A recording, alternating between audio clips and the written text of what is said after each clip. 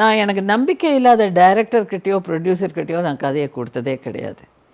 அந்த கதையில் மாற்றங்கள் வருங்கிறத நான் முழுமையாக ஏற்றுக்கிறேன்.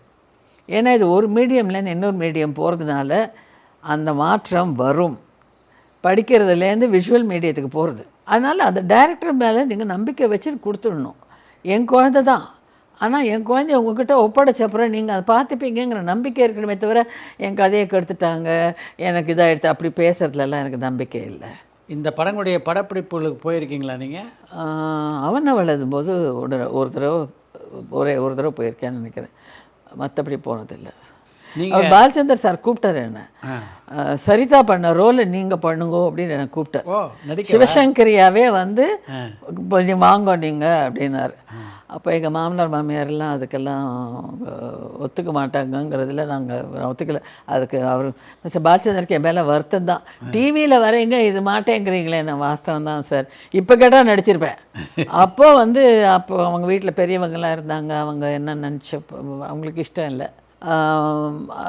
அவங்க அப்போ பாரிஸ்க்கே என்னை கூப்பிட்டார் அவர், வாங்கோ அப்படின்ட்டு.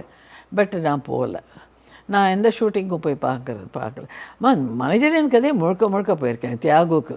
ஏன்னா நான் டயலாக் எல்லாம் நான் தானே பண்ணேன்.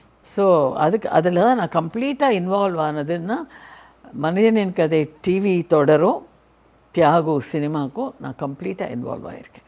அந்த உங்களுடைய பாத்திரத்துக்கு ரகுவரன் அதில் வந்து முழுக்க உயிர் கொடுத்துருந்தோம். ரொம்ப நல்லா பண்ணார். எல்லாருமே பண்ணாங்க. அதில் நடித்த எல்லாருமே ரொம்ப, அதுவும் எஸ்பி முத்துராமன் சார். நான் இத்தனைக்கும் எனக்கு என்ன சினிமாவில் எனக்கு என்ன அனுபவம், அவர் எவ்வளோ பெரிய மூத்த பண்பாளர் இயக்குனர்.